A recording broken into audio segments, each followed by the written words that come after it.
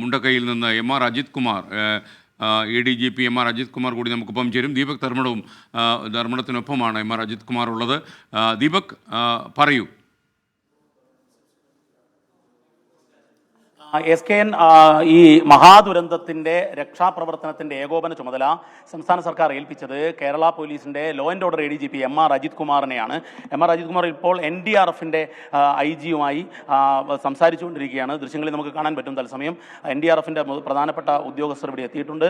അവരെല്ലാം തന്നെ ADGP law and order M R. Ajith കുമാറുമായി സംസാരിക്കുന്ന ദൃശ്യങ്ങളാണ് നമ്മൾ കണ്ടുകൊണ്ടിരിക്കുന്നത്. സർ, ഇപ്പോൾ ഇന്ന് CM എത്താൻ പോവുകയാണ്. രക്ഷാപ്രവർത്തനത്തിൻ്റെ 3-ാം ദിനമാണ്. അങ്ങനെയാണ് കോർഡിനേഷൻ ചുമതല. എത്രമാത്രം മുന്നോട്ട് പോകാൻ പറ്റി? ഇനിയുള്ള പ്ലാൻ എന്താണ്? അല്ല, ഇപ്പോൾ തന്നെ ഞങ്ങൾ കഴിഞ്ഞ 2 ദിവസമായിട്ട് വളരെ കാര്യമായിട്ട് തന്നെ ഇവിടെ വർക്ക് നടക്കുന്നുണ്ട്. വളരെ സിസ്റ്റമാറ്റിക് ആയിട്ടാണ് ഇപ്പോൾ വർക്ക് നടക്കുന്നത്. ഇപ്പോൾ റെസ്ക്യൂ ഓപ്പറേഷൻസ് ഇപ്പോൾ ലീഡ് ചെയ്യുന്നത് NDRF ആണ്. NDRFിൻ്റെ IG ഉണ്ട്, NDRF ഉണ്ട്, പിന്നെ ആർമിയുടെ എഞ്ചിനീയറിംഗ് യൂണിറ്റ് ബെയിലിപ്പാലം കിട്ടുന്നുണ്ട്, ആർമിയുടെ അല്ലാത്ത ലോക്കൽ യൂണിറ്റ് ഉണ്ട്, കേരള പോലീസിൻ്റെ SOG അവിടെ ത്രൂ ഔട്ട് 3 ദിവസമായിട്ടുണ്ട്, കേരള പോലീസിൻ്റെ K9 സ്ക്വാഡ് ഉണ്ട്. അപ്പോൾ ഈ 5 ഗ്രൂപ്പ് ഓഫ് ആൾക്കാരാണ് ഇപ്പോൾ ഓൾറെഡി അവിടെയുള്ള ഈ ഡെബ്രീസ് മൊത്തം നോക്കുന്നത്. അതിന് സിസ്റ്റമാറ്റിക്കായിട്ട് ചെയ്യുന്നുണ്ട്.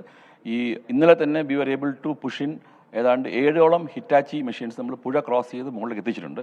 അതുകൊണ്ട് ഇന്ന് കുറച്ചും കൂടെ അത് ഫാസ്റ്റായിട്ട് ചെയ്യാനായിട്ട് സാധിക്കുമെന്നാണ് എൻ്റെ പ്രതീക്ഷ. അതുകൂടാതെ ബെയിലി ബ്രിഡ്ജ് ഉച്ചയോടെ കംപ്ലീറ്റ് ആവുകയാണെന്നുണ്ടെങ്കിൽ കൂടുതൽ മെഷീനറീസ് മൂവ് ചെയ്യാനായിട്ട് പറ്റും. ഇതാണ് അവിടുത്തെ സിറ്റുവേഷൻ. പിന്നെ ADGP അവിടെ ഈ മറ്റേ ആൾക്കാർക്ക് എത്തപ്പെടാൻ പറ്റാത്ത സ്ഥലം മുണ്ടക്കയം ഭാഗത്തേക്ക് ഇന്നലെ ADGP പോയിരുന്നു പറഞ്ഞു. എന്താണ് അവിടുത്തെ ഒരു ഗ്രൗണ്ട് റിയാലിറ്റി? എന്താണ്? അല്ല, മുണ്ടക്കൈ എന്ന് പറഞ്ഞാൽ മുണ്ടക്കൈ വില്ലേജ് ടോട്ടലി പോയിരിക്കുകയാണ്. അവിടെ യാതൊന്നുമില്ല. അവിടെ എൻറ്റയർ ബിൽഡിംഗ് ഡിമോളിഷ്ഡ് ആണ്. എൻറ്റയർ ബിൽഡിംഗ് പോയി. ആ ഏരിയ മൊത്തം തന്നെ ഒരു ചെറിയ ഒരു ഭാരതപ്പുഴ പോലെ ഉള്ള കണ്ടീഷനിലാണ് ഇരിക്കുന്നത്. ടോട്ടലി അണ്ടർ ചെളിയാണ്. അപ്പോൾ അവിടുത്തെ ഒരു ടോട്ടൽ പോപ്പുലേഷൻ ഇറാഡിക്കേറ്റഡ്. അവിടെ നിലവിൽ ഇനി ഒരു ലൈവായിട്ടുള്ള ഒന്നും കിട്ടാനുള്ള സാധ്യതയില്ല. ഏതാണ്ട് എത്ര നമ്പർ വരും? അങ്ങേക്ക് ഒരു ഡാറ്റ ഉണ്ടാവും? അല്ല, ഇപ്പോൾ റവന്യൂ ഡിപ്പാർട്ട്മെൻറ്റ് തന്ന ഡേറ്റ എന്ന് പറയുന്നത് ഏതാണ്ട് 4800ഓളം ആൾക്കാരാണ് റേഷൻ കാർഡും മറ്റേ ഇതുമായിട്ട് ബന്ധപ്പെട്ട് ഡേറ്റയിലുള്ളത്, മെയിൽ ആൻഡ് ഫീമെയിൽ, അതുതന്നെ കുട്ടികൾ. അപ്പോൾ നമുക്ക് ഇതുവരെ നമ്മൾ ബോഡി റിക്കവറിയും ഇഞ്ചോർഡും എല്ലാം കൂടെ ഏതാണ്ട് ഒരു 200,000 ഉള്ളത്. ബാക്കി പലരും ഇവാക്യുവേറ്റ് ചെയ്തിട്ടുണ്ട്. അപ്പോൾ ഇവാക്വേഷൻ നമ്പർ എല്ലാം പോയതിനു ശേഷം ഇപ്പോഴും സ്റ്റിൽ നമ്മുടെ ഇന്ന് രാവിലത്തെ റിപ്പോർട്ട് അനുസരിച്ച് സ്റ്റിൽ ഒരു 300ഓളം പേര് മിസ്സിംഗ് ആയിട്ടാണ് പറയുന്നത്. മിസ്സിംഗ് ആയിട്ട് പറയുന്നത്. ഇനി നമ്മൾ മറ്റു സ്ഥലത്തേക്ക് മാറിയിട്ടെങ്കിൽ എല്ലാം കൗണ്ട് എടുത്തു പോയാൽ ഇന്ന് വൈകുന്നേരത്തോടെ റവന്യൂ ഡിപ്പാർട്ട്മെൻറ്റ് ഡിസ്ട്രിക്ട് കമ്മീഷൻ പറയാൻ പറ്റും എക്സാക്ട്ലി എത്ര മിസ്സിംഗ് ആണെന്ന്. ഈ കേരളത്തിൽ കണ്ട അല്ലെങ്കിൽ നമ്മുടെ തെക്കേ ഇന്ത്യ കണ്ട ഏറ്റവും വലിയൊരു ദുരന്തമാണിത്. അപ്പോൾ ഈ ദുരന്തം ടാക്കിൾ ചെയ്യുന്ന സമയത്ത് അങ്ങേക്ക് സ്വാഭാവികമായിട്ടും അങ്ങ് നേരത്തെയും ഇത് പുത്തുമല ദുരന്തം നടന്നു, കവളപ്പാറ ദുരന്തം നടന്നു, ഈ സമയത്തൊക്കെ സേനയിലുണ്ടായിരുന്നതാണ്. ഇതിൻ്റെ എത്രമാത്രം വലിയ വെല്ലുവിളിയായിരുന്നു യഥാർത്ഥത്തിൽ ഈ 3-ാം ദിനത്തിൽ നമ്മളിത് സംസാരിക്കുന്നത്? അല്ല, ഇതിൻ്റെ ഏറ്റവും വലിയ വെല്ലുവിളി എന്ന് പറയുന്നത് ഈ പറയുന്ന ഈ അപ്ഹിലിൽ നിന്ന്, ഈ ഒറിജിനൽ സ്ഥലത്ത് നിന്ന് ഹ്യൂജ് ആയിട്ടുള്ള റോക്സും മറ്റുമൊക്കെ വന്നിരിക്കുന്നത്. ഈ റോക്സും മറ്റുമൊക്കെ വന്ന് ഓൾമോസ്റ്റ് ആ വരുന്ന ഫോഴ്സിൽ തന്നെ ആ മുണ്ടക്കൈ ഗ്രാമം മൊത്തം ഡിമോളിഷ് ചെയ്തിരിക്കുകയാണ്. അപ്പോൾ ഇതിൻ്റെ ഏറ്റവും വലിയ വെല്ലുവിളി എന്ന് പറഞ്ഞത് അവിടെ എത്തപ്പെടുക എന്നുള്ളതാണ്. അപ്പോൾ ഫസ്റ്റ് ഡേ നമ്മൾ വന്ന സമയത്ത് ആ പുഴ ക്രോസ് ചെയ്യാൻ തന്നെ ഭയങ്കര ബുദ്ധിമുട്ടായിരുന്നു. അത് നമ്മുടെ കേരള പോലീസിലെ സ്പെഷ്യൽ ഓപ്പറേഷൻ ഗ്രൂപ്പുകാരാണ് ആദ്യമായിട്ട് ടെമ്പററി പുഴ ഉണ്ടാക്കുകയും പുഴ വരുന്നതിന് മുന്നേ തന്നെ സ്പെഷ്യൽ ഓപ്പറേഷൻ ഗ്രൂപ്പുകാർ അല്ലാതെ തന്നെ പുഴ ക്രോസ് ചെയ്ത് മുകളിൽ പോയിട്ടാണ് ആദ്യം വർക്ക് ചെയ്തത്. ഈ പാലം ശരിയായതിനു ശേഷം പിന്നെ മറ്റ് ഫോഴ്സസ് ആർമിയും NDRFും ഒക്കെ അങ്ങോട്ട് കയറാൻ പറ്റി. പിന്നെ ആർമി വന്ന് ആ പാലം ഒന്നും കൂടെ ഒന്ന് സ്ട്രെങ്തൻ ചെയ്ത് അതിനുശേഷമാണ് ഈ പാലമാണ് ആക്ച്വലി ഇന്നലെ ഫസ്റ്റ് ഡേ ഈ പാലമാണ് നമ്മൾ ആക്ച്വലി ഏറ്റവും കൂടുതൽ ഹെൽപ്പ് ചെയ്തതും അതുവഴിയാണ് നമ്മൾ ആൾക്കാരെ മൊത്തം ഇവാക്യുവേറ്റ് ചെയ്തത്. പിന്നെ അങ്ങോട്ട് പോകാൻ അകത്ത് പോയി കഴിഞ്ഞ സിറ്റുവേഷൻ എന്ന് പറഞ്ഞു കഴിഞ്ഞാൽ അവിടെ മൊത്തം ഈ ബിൽഡിംഗ് മൊത്തം കൊളാപ്സ് കിടക്കുകയാണ്. അപ്പോൾ അവിടെ ഏറ്റവും വലിയ ആവശ്യം എന്ന് പറയുന്നത് മെഷീനറീസ് ആണ് മാറ്റാനായിട്ട്. ഇപ്പോൾ ഇന്നലെ വരെ നമ്മൾ ചെയ്തതെന്ന് പറഞ്ഞു കഴിഞ്ഞാൽ ഉച്ചവരെ ചെയ്തതെന്ന് വെച്ചാൽ കയ്യിലുള്ള റോപ്പ്, കയ്യിൽ ചെറിയ ഇത്, പിന്നെ അതുപോലെ തന്നെ ഈ ലോക്കൽ വോളണ്ടിയേഴ്സ് പബ്ലിക് നന്നായിട്ട് ആക്ട് ചെയ്തിട്ടുണ്ട്. അവരെല്ലാം വളരെ എഫക്റ്റീവായിട്ട് കൊണ്ടുവന്നിട്ട് അവരുടെ കയ്യിലുള്ള കൊച്ചു എക്യുപ്മെൻറ്റ്സും മറ്റും വെച്ച് കട്ട് ചെയ്തും റോപ്പ് ഉപയോഗിച്ചിട്ടുമാണ് നമ്മൾ പല സാധനവും ഇത് റിമൂവ് ചെയ്തിട്ടാണ് ബോഡി റിക്കവർ ചെയ്ത് അകത്ത് മുണ്ടൊക്കെ ചെയ്ത്. ഫസ്റ്റ് ദിവസം റിക്കവർ ചെയ്തെല്ലാം തന്നെ ഈ പറഞ്ഞ പോലെ ടൗണിൽ തന്നെയാണ്. അകത്ത് ഇന്നലെ നമ്മൾ ചെയ്ത എന്ന് വെച്ചാൽ നമ്മുടെ പോലീസിൻ്റെ K9 സ്ക്വാഡ്, കഡാവർ സ്ക്വാഡ് ഉണ്ടായിരുന്നു. കഡാവർ സ്ക്വാഡ് പോയി ഇന്നലെ ഒരു 4-5 ലൊക്കേഷൻസ് ഐഡൻറ്റിഫൈ ചെയ്ത് കൊടുത്തു. 5 ലൊക്കേഷൻസിൽ ബോഡിയുണ്ട്. 2 ലൊക്കേഷൻസിൽ നമുക്ക് ഏതാണ്ട് 3ഓളം ബോഡി റിക്കവർ ചെയ്യാൻ പറ്റിയിട്ടുണ്ട്. ബാക്കി ലൊക്കേഷൻസ് ഇന്ന് ഈ മെഷീനറി ഓപ്പറേറ്റ് ചെയ്യുമ്പോൾ കുറച്ചും കൂടി റിക്കവർ ചെയ്യാൻ പറ്റുന്നുണ്ട്. ഈ ആർമിയുടെ സഹകരണം എത്രമാത്രം? ആർമി ഡോഗ് സ്ക്വാഡ് ഈ ബോഡി ഡിറ്റക്ട് ചെയ്യുന്ന കാര്യത്തിലൊക്കെ? അല്ല, ആർമിയുടെ ഡോഗ് സ്ക്വാഡ് ഇല്ല. അവിടെയുള്ള ഡോഗ് സ്ക്വാഡ് എന്ന് പറയുന്നത് K9 ആണ്. ഞങ്ങളുടെ കേരള പോലീസിൻ്റെ K9ലുള്ള 2 കഡാവർ ഡോഗ്സ് ആണ് അവിടെ ഉള്ളത്. കഡാവർ എന്ന് വെച്ചാൽ ബോഡി കണ്ടുപിടിക്കാൻ പറ്റുന്നതാണ്. ഇപ്പോൾ കേരള പോലീസിന് ഡോഗ് സ്ക്വാഡാണ് ചെയ്യുന്നത്. ആർമിയാണ് ബാക്കിയുള്ള ആർമിയുടെ മെയിൻ എന്ന് വെച്ചാൽ ബാക്കി ആ ഏരിയ മൊത്തം സെക്ടറായി ഡിവൈഡ് ചെയ്തിട്ട് എല്ലാ ഏരിയയിലും പോയി സെർച്ച് ഓപ്പറേഷൻസിനും അവിടെ നിന്നുള്ള ആൾക്കാരെ റെസ്ക്യൂ ചെയ്ത് കൊണ്ടുവരാനും ഒക്കെ തന്നെ ആർമിയിലെ ആൾക്കാർ വളരെ കാര്യമായിട്ട് തന്നെ അത് സപ്പോർട്ട് ചെയ്തിട്ടുണ്ട്. അതുപോലെ NDRF സപ്പോർട്ട് ചെയ്തിട്ടുണ്ട്. ഇത് നമ്മൾ അവിടെ നോക്കുകയാണെങ്കിൽ കേന്ദ്രസേനയായ NDRF, കേന്ദ്രസേനയായ ഇന്ത്യൻ ആർമി, അതുപോലെ ഇന്ന് കോസ്റ്റ് ഗാർഡ്, നേവി വന്നിട്ടുണ്ട്, കോസ്റ്റ് ഗാർഡ് വന്നിട്ടുണ്ട്. ഇവരെല്ലാം തന്നെ വളരെ കാര്യമായിട്ട് വളരെ ആക്റ്റീവായിട്ട് അവിടെ പാർട്ടിസിപ്പേറ്റ് ചെയ്യുന്നുണ്ട്. അവർ നന്നായിട്ട് ചെയ്യുന്നുണ്ട്.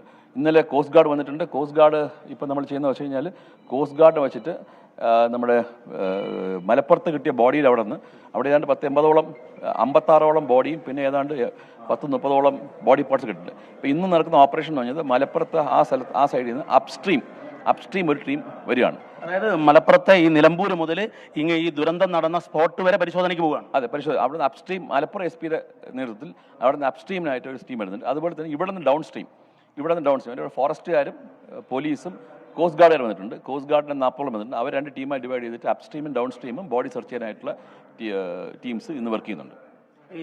ഇന്നിപ്പോൾ മുഖ്യമന്ത്രി എത്തുകയാണ്. ഇനിയുള്ള തുടർ പ്ലാൻ മുഖ്യമന്ത്രി ആദ്യം തന്നെ ഉദ്യോഗസ്ഥരുടെയും മന്ത്രിമാരുടെയും യോഗം വിളിച്ചിരിക്കുന്നു. സർവകക്ഷി യോഗമുണ്ട്. എന്തൊക്കെയാണ് ഇനിയിപ്പം ഈ ഏകോപന ചുമതലയുള്ള ADGPയുടെ പ്ലാൻ? നിലവിൽ ഗവൺമെൻറ് തന്നെ ഇവിടുത്തെ റെസ്ക്യൂമായി ബന്ധപ്പെട്ടുള്ള ഇൻസിഡൻറ്റ് കമാൻഡറായിട്ട് ഇവിടുത്തെ ലോക്കൽ IG സേതുരാം നിയമിച്ചിട്ടുണ്ട്. അദ്ദേഹമാണ് ഇപ്പോൾ അവിടുത്തെ റെസ്ക്യൂ ഓപ്പറേഷൻസ് കോർഡിനേറ്റ് ചെയ്യുന്നത്. ബാക്കിയുള്ള വരുന്ന എല്ലാ സേനാ വിഭാഗങ്ങളെയും കോർഡിനേറ്റ് ചെയ്ത് മറ്റുള്ള ട്രാഫിക് മൂവ്മെൻറ്റ്സ്, അതുപോലെ തന്നെ VIP മൂവ്മെൻറ്റ്സ്, പിന്നെ അവിടുത്തെ മെഷീനറി എത്തിക്കുക എന്നുള്ളത്. ഇപ്പോൾ മെഷീനറി എത്തിക്കുക എന്നുള്ള ഏറ്റവും വലിയത്. അപ്പോൾ ഓൾറെഡി അതാണിപ്പം നമ്മൾ നോക്കിക്കൊണ്ടിരിക്കുന്നത്. എനിക്ക് തോന്നുന്നു ഇപ്പോൾ ഓൾറെഡി സ്റ്റെബിലൈസ്ഡ് ആണ്. ഇന്നും കൂടുതൽ മെഷീനറി കൂടി പോയത് കാരണം we will be in a position to recover more. ഞാനിപ്പോൾ കാണുമ്പോൾ അങ്ങ് NDRFന്റെ മേധാവി ഇപ്പോൾ മുണ്ടക്കയിൽ നിന്ന് സംസ്ഥാന സർക്കാരിന് വേണ്ടി ഏകോപന ചുമതല ഏറ്റെടുത്തിരിക്കുന്ന ADGP MR അജിത് കുമാർ നമുക്കൊപ്പം ചേരുകയായിരുന്നു. NDRFന്റെ മറ്റൊരു സംഘം കൂടി എത്തിച്ചേരുന്നതിൻ്റെ ദൃശ്യമാണ് ഇപ്പോൾ കാണുന്നത്.